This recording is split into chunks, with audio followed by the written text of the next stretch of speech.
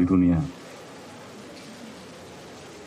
Dan sudah menjadi salah satu transnational organized crime, di mana para pelaku ini rata-rata memiliki jaringan internasional untuk memasukkan barang-barangnya dari satu negara ke negara lain, termasuk juga ke Indonesia.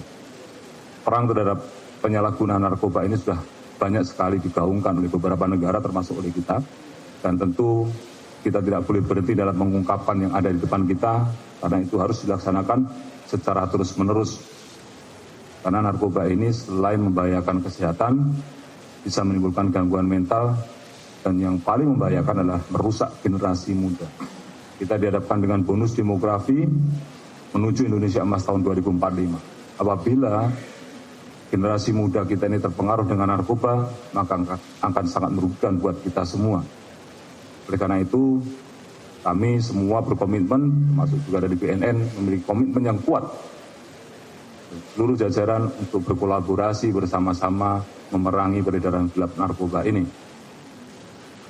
Dari data global, penyalahgunaan narkoba ini mencapai angka yang cukup besar, 296 juta jiwa, mewakili 5,8% dari populasi dunia. Sedangkan untuk di Indonesia sendiri, data prevalensi narkoba di Indonesia mencapai angka 3,3 juta, atau sekitar 1,73% dari jumlah penduduk. Sekitar 350.000 Indonesia warga negaranya adalah usia produktif, umur antara 15 sampai 20 tahun. Mereka adalah orang-orang yang rentan dan harus kita lindungi.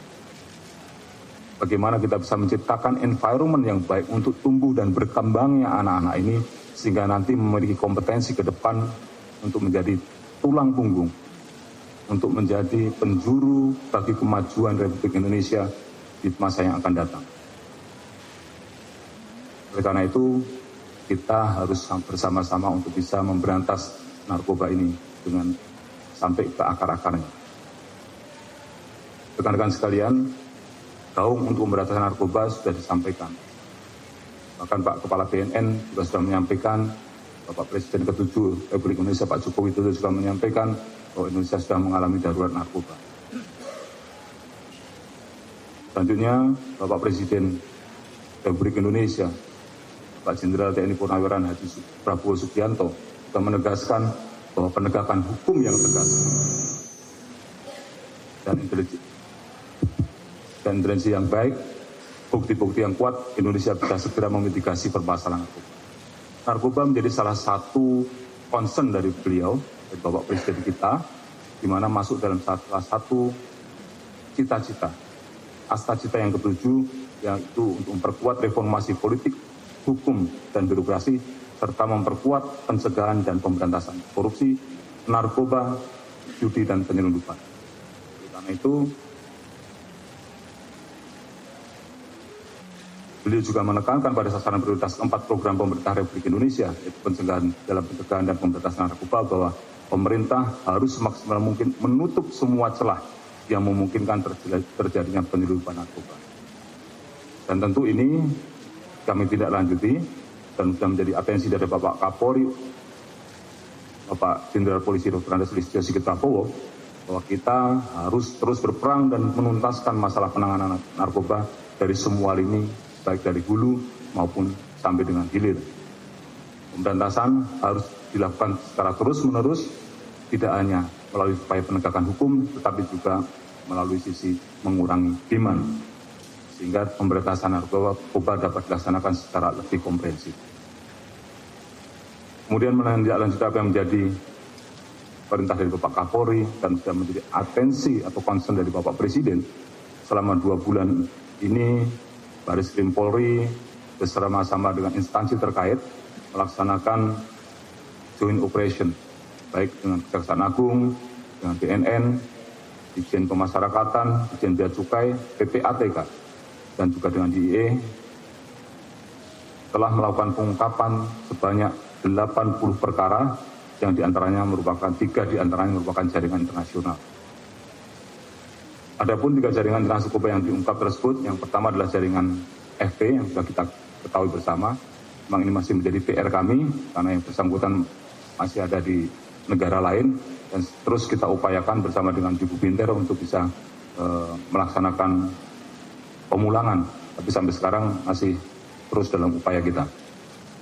Jaringan FP yang beroperasi pada 14 provinsi, yaitu di Sumatera Utara, Riau, Lampung, Banten, DKI Jakarta, Jawa Barat, Jawa Tengah, Jawa Timur, Yogyakarta, Kalimantan Barat, Kalimantan Tengah, Kalimantan Selatan, Sulawesi Selatan, dan Sulawesi Tenggara. Kemudian jaringan HS yang beroperasi pada 5 provinsi, wilayah Kalimantan Utara, Kalimantan Timur, Kalimantan Selatan, Jawa Timur, dan Bali. Kemudian jaringan H yang dikendalikan oleh 3 bersaudara, yaitu HDK, DS alias T, dan TM alias AK yang beroperasi di Provinsi Jambi. Dari 80